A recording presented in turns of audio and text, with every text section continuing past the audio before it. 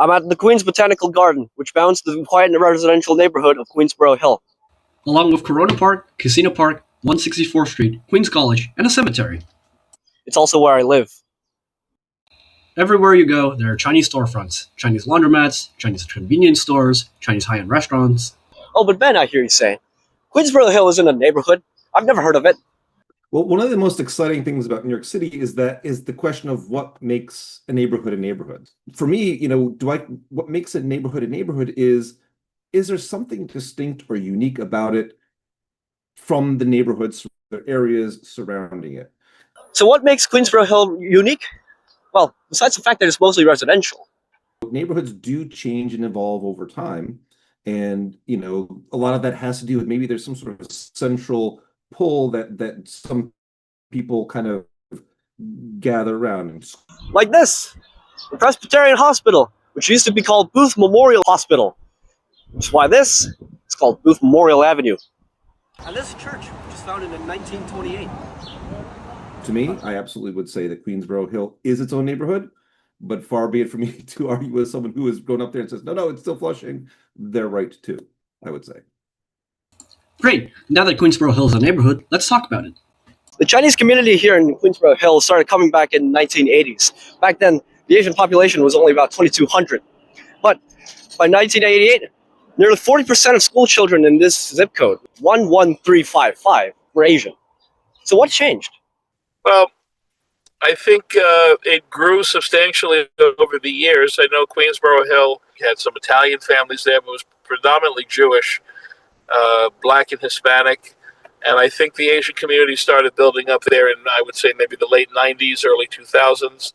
So the conversion from, let's say, German and Jewish and Italian and some Greek had already come to fruition, let's say. It's not a new thing. And that means it wasn't originally Chinese. I mean, what about the people who first came here? Queensboro Hill is part of Greater Flushing, which used to cover all this space. Flushing is older than the United States of America. It's been around since before. 1645. That's right. It's named after a Dutch village, Vlissingen. Yeah. Yeah. Oh, you guys know your history. Yeah. And then there's like the Quaker Meeting House, Bound House, and this predates the existence of our country. And before that, there were indigenous people, the Lenape, living here for centuries and centuries. This is a place of deep history, deep human history, that goes way back before, again, nations or settlers or colonies. Then a couple of things happened. First, the Queensboro Bridge was built. Developers began building new housing on what had previously been farmland, calling it Queensboro Hill to distinguish it from the swamps of Flushing Creek. It's pretty obvious where the hill comes from. I'm climbing one right now. Then, the IRT line to Flushing was built. That became the 7 train. These transport links and the parks that eventually came to surround the area attracted lots of people who wanted to live in the suburb, but also wanted to stay in the city. That explains the first residents here, white, middle-class, post-war Americans who wanted to live more comfortably. But what about the Chinese? Why'd they move in?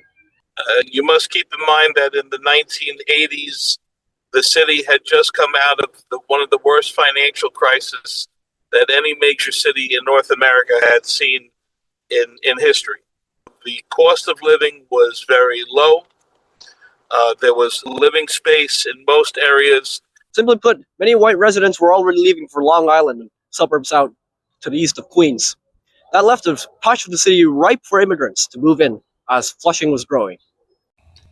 Specifically, Taiwanese Americans. According to Zhou, the Chinese enclave in Flushing is a more affluent residential enclave. Chinese immigrants in Flushing were more likely to own their houses, and they generally lived in newer houses. So if you were working and you had money to survive, let's say, you were able to find something to put a roof over your head.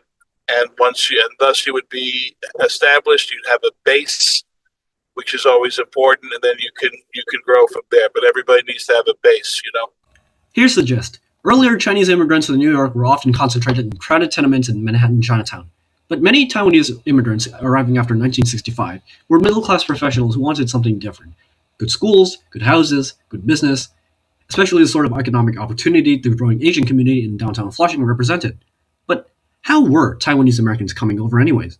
Well, you have a situation where in the 1960s and 1965, you have the new immigration reform as part of President Johnson's Great Society that entertained immigration reform and favored immigration specifically from Eastern Europe, Latin America, the Near and the Far East. The Hart-Celler Act of 1965 abolished the old national origins quota system that had heavily restricted Asian immigration. Because the first stores that opened up that were owned by Taiwanese people in downtown Flushing was you started seeing that in the tail end of the 70s. And in the 80s, it really, the area saw a tremendous influx of Chinese immigrants and Taiwanese immigrants, Korean. So when Taiwanese immigrants began moving to Flushing, other Chinese groups, notably Fujianese from right across the strait, began trickling into Queensboro Hill too. And who wouldn't? Some great schools are here nearby, like John Bound, back in the day. District 25 and District 26 always had the best schools in the New York City public school system. I think school, number one, affordability, number two, proximity to public transportation, to the city, number three. What else makes Queensboro Hill unique? It's 67.7% Asian. And only downtown Flushing has a higher percentage of Asian people, and that's because it's a massive commercial hub. Amanda C. Miklo, writing for Urban Lawyer in 2015, spoke of how American suburbs were historically designed to stay stable and low density. Single-family housing tends to keep neighborhoods socially and economically consistent over long periods of time. In most neighborhoods, that meant remaining white. But in Queensboro Hill, that created something different, a stable Chinese-American neighborhood.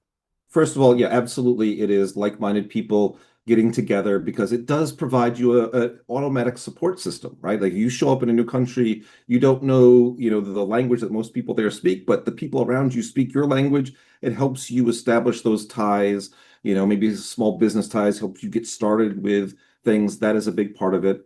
The arrival and success in this nook of Queens is already anchored by the fact that Flushing Chinatown is super successful, but the fact that this neighborhood is insulated by two massive parks in the north and this college campus in the south makes it even more appealing to stay in the long term.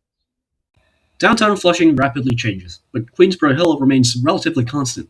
The owners of the houses there might change, and some new trees might get planted. But overall, it's attractive for Chinese immigrants who desire a sense of security and stability, especially once you consider the difficulties they've had back home and here.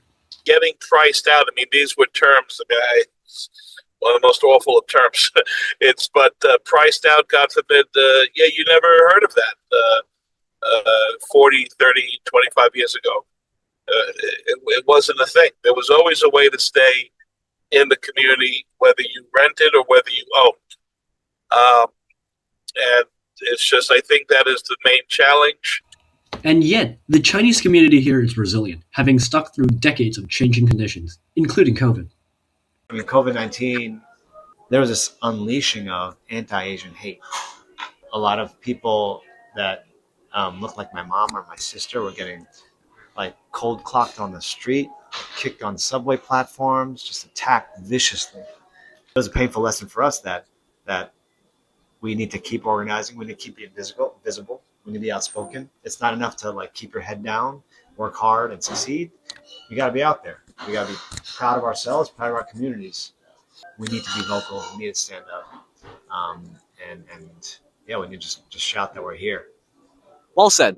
Queensboro Hill isn't New York's most glamorous, notable, or even idyllic neighborhood. But to the community here, its proximity to Flushing, Queens, and its suburban appeal made it the perfect place for 14,000 Asian Americans to build long-term success in America. I think it's very important because it's the diversity of the borough is something that is still evolving. It still exists.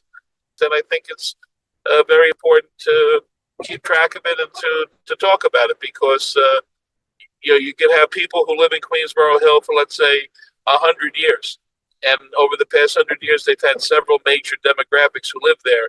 And each one of them, they might have their own story, or in some cases similar.